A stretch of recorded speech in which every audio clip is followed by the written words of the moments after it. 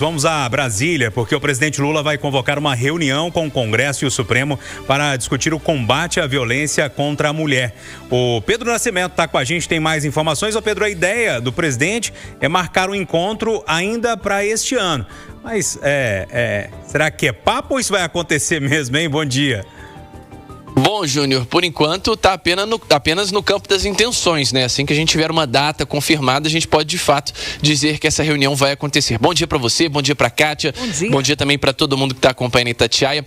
Bom, por que motivou o presidente Lula a tentar convocar essa reunião, falar disso publicamente, né? Casos recentes de feminicídio, a gente teve casos em São Paulo, casos no Rio de Janeiro, casos em todo o Brasil, que tem chamado a atenção. Inclusive, durante o discurso de ontem, o presidente Lula disse que conversava com a primeira-dama Janja da Silva e que ela se emocionou com aquele caso da garota que foi arrastada por um carro na Marginal Tietê, teve as pernas amputadas, permanece internada, e ele citou esses casos de violência contra a mulher, disse que o Brasil vive uma epidemia desses casos de violência contra a mulher e que os poderes precisam se unir. Portanto, ele convocou para essa reunião o Supremo Tribunal Federal, o Congresso Nacional, o Tribunal Superior de Justiça, tribunais de instâncias inferiores, enfim, dizer que a ideia é fazer um grande mutirão contra esses casos de feminicídio e diz que a ideia também é que essa reunião aconteça ainda neste ano de 2025.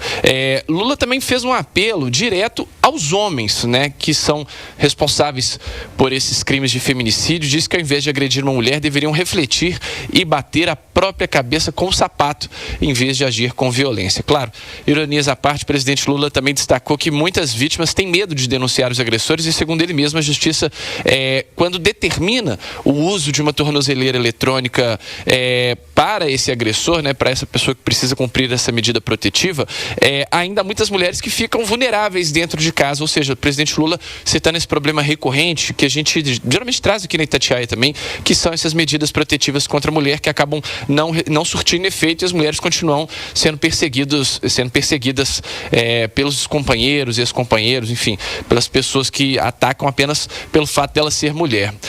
O presidente também fez uma associação um pouco curiosa, vou trazer aqui.